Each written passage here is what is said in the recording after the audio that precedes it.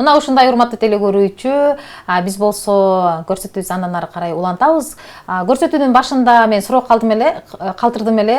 Бишкекте бүгүнкү таң жамгыр аралаш кар менен башталды. Кайсыл региондо аба ырайы кандай болуп жатат деп. Анан эң биринчи жазган адамга белек ыйгарам деп сөз бергем.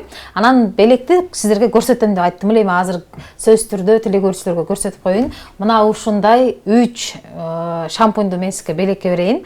Бардык чачка дегени бар, кургак чачка дегени бар, жука чачка дегени бар. Анан дагы эң жакшысы бул ата мекенди көндүрүш. Кыргызстандан чыгарылган Innovate деген компанияныкы.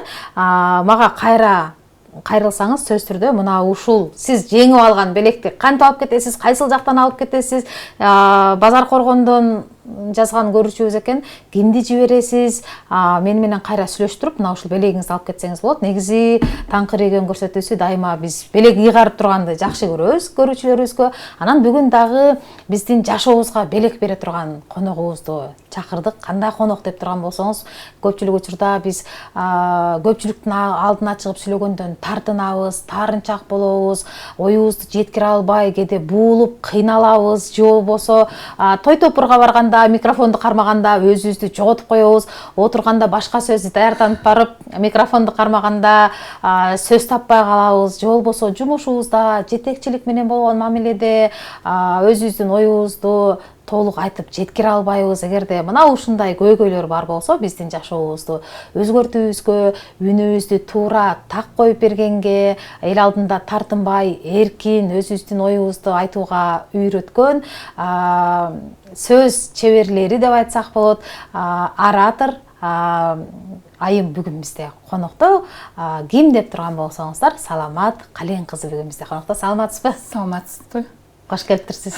Чоң рахмат. Ыраазычылык дегенде. Сиздерге да ыраазычылык. Мына ушундай Орозонун улуу күнүндө, улуу таңында сиздер менен жүз көрүшүп турганыма абдан кубанычтамын. Айтып койт го. Кандай сонун көк чөптү ак шүйдүрүм, андан сонун кызгалда качса гүлүн. Кечээкиге кейби жашак уунак, улуу күндүн улуусу бүгүнкү күн депчи. Ансыңардай ушул ар бир күндү шаңга бөлөп, ар бир таңдын улуулугун көрсөтө билген сиздерге дагы мындай жалпы элдин атынан дагы ыраазычылык билдирем. Сүйлөө чеберчилигинин адиси экенин ушул жерден эле билинип атат учурашуусунан. Анан сиз кантип сүйлөө чеберчилигинин адиси болуп калдыңыз? Кантип келип калдыңыз? Негизи мен өзүм кесибим боюнча журналистмин. Анан телеканалдарда иштедим, радиолордо иштегем. Анан ошол тажрыйбаман улам онлайнда декретте жөн отурбастан ошол курс түптөп чыккам. Азыр онлайндан сабак өтөм.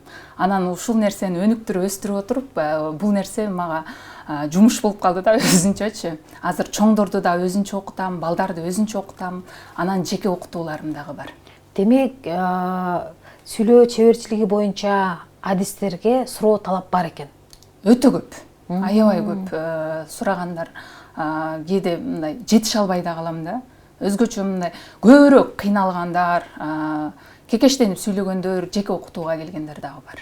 Анысына кыргыз тилинде окутасыз? Кыргыз тилинде окутам. Кыргыз тилинде оратордук чеберчилик аз да. Аз. Анан көпчүлүгү ошол түз эле лекцияны эле окуп коюшат экен да. Анан практиканы издеп келгендер көп. Анан курстун өзгөчөлүгүн ошентип баса белгилеп кетишет. Сиздики көбүнчө практикага басым жасайт экенсиз деп баалап кетишет да. Бир күн лекция окусам, бир күн практика кылам да. Ошол адамдардын өзү менен сүйлөшүп, мисалы, жазгүл эже ушул эфир сизге жагып атабы деп, мисалы, сиздин атыңыз менен кайрылсам, сизге жагымдуу да турабы? Ошол сыяктуу эле мага келген ар бир окуучуну мен аты менен кайрылып, атын жаттап, ошого өзгөчө көңүл буруп, ошончо группада окуучу көп болсо дагы ошонун атын жаттап, өзгөчө ага көңүл буруп, ар бирин сүйлөтүп, бири-бири менен сүйлөтүп, бири-бирине суроо бердирип, ошентип мындай курстун алкагында мындай бири-бирине болгон сыйын дагы жогорулатууга аракет кылабыз. Негизи кайсыл учурда же эмне болгондо биз баягы сүйлөй албай тартынабыз? Бизде негизи жоопкерчилик аябай күчөп кеткенде, ашыкча жоопкерчиликти мойнубузга илип алганда, анан бизде негизи менталитет ошол калыптанып калган да, кыргыз менталитети, азиялыктар, анан мындай көбүнчө кыз кыз келиндерге сен акшыңдаба сүйлөбө, аңырайба, уят, коноктун алдында ушул сөздү сүйлөдүң, ойлонуп сүйлөбөйсүңбү деп биз мындай кагып силкип ушундай боло берет го. Тыйып турат. Ошондой тыюулардан улам бизде калыптанып калган да. Аң сезимибизде ошо калыптанып калган акыл эсти чыгаруу керек. Аны бар кандай көнүгүүлөр менен, мисалы кээ бир адамдар келет, үнү чыкпай калган да. Бул ошо блок тамакта калыптанып. Үнү чыкпай калган дегенде кандай болот? Акырын чыгабы? Өтө акырын чыгарат, чыйылдап чыгат, кырылдап чыгат, карылдап чыгат. Мындай жагымсыз да. Же болбосо өтө эле бийик, мындай уккулуксуз да. Ал эми уккулуктуу үндү ала турган болсок, орто тембирде кармап калыш керек болот да. Анан негизи кээ бир айымдарда мырзалардан угуп калам да, мен өзүмдү видеого тарткым келбейт, анткени үнүмдү уксам өзүмө жакпайт дейт да.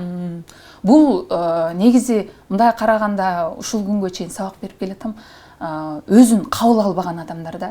Өзүн кабыл албаган, бул жаратканды кабыл албаганы менен тете деп айтышат да. Себеби адам биринчи өзүн сүйүш керек, өзүн кабыл алыш керек. Анан бул нерсени кайра өзүңдүн үнүңдү угуу аркылуу ушул нерседен чыкса болот. Себеби биз деле мисалы сиз деле кайра эле Мирбектин ырын же болбосо дагы бир өзүңүзгө жаккан ырчынын Роза Аманованын ырын кайра уга берсеңиз эмне болосуз? Ошону сүйүп каласыз да туурабы? Ошол сыяктуу эле сиз күнүгө практикалап, өзүңүздүн телефонуңузду коюп алып эле сүйлөп, жаңылмаштарды айтып, же болбосо макал лакаптарды чечмелеп, эми аны сөзсүз эле интернет желелерине чыгарбасаңыз дагы өзүңүз үчүн практикаласаңыз болот да. Анан ошентип атып өзүңүздүн үнүңүз жагып калат. Өзүңүзгө жагымдуу сезим болот. Эмне үчүн биз ошол оратордук чеберчилик боюнча окуткан, үйрөткөн, үнүбүздү таптаган адистерге кайрылышыбыз керек? Анын биздин жашообузга кандай пайдасы бар? Пайдасы бар, негизи карасаңыз, биздин 3000 жылдык кыргыз тарыхында мындай баам салып көрө турган болсок, сөз баккан эле, сөздүн кудуретин сезген эл биз. Мисалы эки сөздүн башын бириктире албаган адамды адам санына да кошпой коюшкан, жана калсачы. Анан өзү сөз менен кээ бир адам шүмүрөйтө коюшу мүмкүн, кээ бир адам сени кагып силкип коюшу мүмкүн. Ошол эле учурда биз үй бүлөдө болобу, жумушта болобу, эл алдында, миңдеген адамдардын алдында болобу, айтор эгер сөздү туура жеткире алсаң, таасирдүү бере алсаң, анда сенин аброюң да ошончолук болот да. Бул нерсени ошо сүйүү керек, сүйүү бериш керек деп ойлойм. Анан сиз миңден ашык окуучуларды окутуп үйрөтүп турсуз. Анан алардын жашоосунда кандай өзгөрүү болду? Балким жумушка кире албай жаткандар жумушка орношту, же болбосо иштеп жаткандар жумушунан көтөрүлдү, же болбосо сүйгөн кызына сүйлөй албай уялып жүргөндөр сүйүүсүн билдирди дегендей да. Ооба, мырзаларда деле болот ошондой. Мырзаларда көп келет да. Анын көбүнчө балдарда, балам аябай тартынчаак эле деп келгендечи, балдар кордоп атышат. Мен директорго чейин бардым деп бир эже айтат да. Такыр эле мектептен мектеп которуп атабыз. Бунун түнт эл менен аралаша билбегендигинин кесепетинен мен аябай кыйналып кеттим деген да. Анан көрсө аны ошол өзү мындай эркекке окшоп жүрөт экен да ал кызчы. Анан кайсыл мектепке барса деле ошол сен эркексиң деп эркекче ат коюп агачы. Анан ушундай жагдайлар болот экен. Анан менин курсумдун өзгөчөлүгү ушундай психологиялык сабактарда кошулган да, камтылган да, медитация камтылган. Ал өзүн өзү кабыл алууга аябай сонун жардам берет да. Анан өзүн өзү кабыл алып, баягы сүйүнүп, мындай сүйлөө жөндөмдүүлүгүн өркүндөтүп өстүргөндөн кийин барганда ошентип шылдыңдаганда, о ошондой эмне дейсиң депчи. Ал ошентип өзүн өзү кабыл ала баштаганда, андан кийин кайра аны сыйлай баштаган. Анан айтат да, ошонун артынан бизде сабактарды жакшы окуп калдык деп балдарын, кыздарын окууга болгон жөндөмдүүлүгүн арттырды дегендер бар. Анан жумушта деле жетекчилер да көп келет да. Мен жетекчимин, Кудайга шүгүр, колумда бардыгы бар дейт. Ишенесизби? Миллиондоп акча тапкандар деле келет да. Анан мен ойлочумун да, буга чейин делечи, акчаң болсо чөнтөктө, калтаңда, талтаңда дейт го. Ансыңардай акчасы бар адам эркин сүйлөйт деп ойлочумун да мен делечи. Бирок ошончолук орду бар, акчасы деле бар, бүт мүмкүнчүлүгү бар, бирок мындай сүйлөө жөндөмдүүлүгү төмөн. Мамиле кол алдындагыларга мындай кээде орой мамиле, ашыкча орой мамиле кылып коет, же болбосо тескерисинче өтө эле жеңилдик берип коюп, өзү кагуу жеп калган учурлар болот да. Анан ошондой жагдайдан чыга алдым, мамиле түзө алдым дегендер болот. Эң башкысы биз баягы сиз айткандай эле балдарыбыз, мен да мисалы балдарым мектепте окуйт, анан ата-энелердин баягы WhatsApp'тагы группасына келип калат, менин баламды уруп коюптур, анан тигинтип коюптур, анан ыйлап келди, анан мынтип мазакташыптыр, жаман сөз айтыптыр деп, анан сиз айткандай мектепте мектеп которгон окуучулардын ата-энелери бар да. Демек ораторлук, чеберчилик боюнча адиске кайрылса, ал бала менен сиз жөн эле сүйлөө жөндөмдүүлүгүн көтөрбөй, анын баягы психологиялык жол менен иштеп, анан биз самооценка деп коебуз го, өзүн өзү баалоону үйрөтөт экенсиз да. Өзүнө болгон сүйүү, ишеним, өзүнө болгон ишеним жогорулаганда адамда мамиле дагы өзгөрүлөт, сүйүү болуп калат. Ичинен, адамдын ичинен өзүңдү сүйө баштасаң, сыртка сөз чагылышат да алчы. Анан сырттагы адамдар дагы сени ошондой кабыл ала баштайт да. Анан ошо баласы эмне үчүн тартынчаак болуп жатат, эмне үчүн мектепте классташтарына жакшы кошула албай жатат, түпкү тамырын казып чыгып, көйгөйүнүн башат эмнеде, анын баарын тиги чогуу иштешип тактап чыгасыз. Ооба.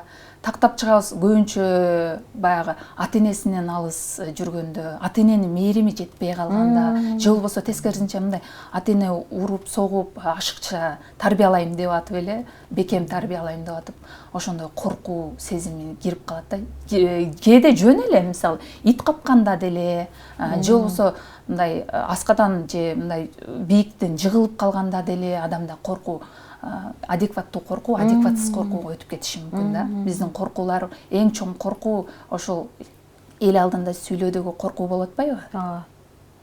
Эми мисалы мен жалпы телекөрүүчүлөргө сизден бир кеп кеңеш, биздин азыркы тил менен айтканда лайфхак деп айтабыз. Эми тилдин көнүгүүсү да кандай көнүгүүлөр бар, бизге бир кеп кеңеш бербейсизби?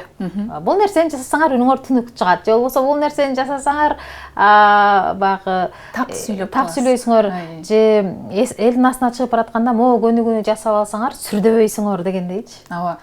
Эң негизги нерсе адам биринчи кайсыл жерде, мисалы мен телеканалга келип атам сиздерге, биринчи күз күнү карап жылмайышым керек да. Жылмайганда баягы динде деле айтып коет, жылмайуу бул садака деп. Анан кытайларда жакшы сөз бар, жылмай албасаң магазиниңди ачпа депчи. Анысыңардай жылмайуу бул адамга сүйүү берет. Жылмайуу адамга ишеним берет да. Биринчи ошо күз күнү карап, өзүңө жылмайып, ишеним берип, сен колуңан келет, бардыгын колунан келген, сенин деле колуңан келет деген сыяктуу өзүңө ишеним берип алып, андан соң туура дем алуу. Биздечи биринчи эле көнүгүү ушу туура дем алуу көнүгүүсүн жасап алганыбызда бизде көп эле айымдарда өзгөчөчү бизде ооздон дем алып көнүп калганбыз да. Мурундан дем алганда бизде мурунда көп анча-мынча клеткаларыбыз иштебей калат экен да. Ошо мурундан дем алганда төс мээге барып, мээнин капкагын ачып, мээдеги мындай өлөм тирилем деп аткан клеткаларды ойготуп, баягы дат басып аткан мээлерди мындай ишке киргизип, шараккан суудай кылып туруп мээни ишке киргизет да. Анан ошондон улам жүрөккө кетет, бүтүндөй дене кыймылга келе баштайт да. Анан адам чыйрала баштайт, өзүнө ишеним ошондон пайда болот да. Мисалы көрсөтө кетейин, мисалы терең дем алабыз. Мурдуңуз менен.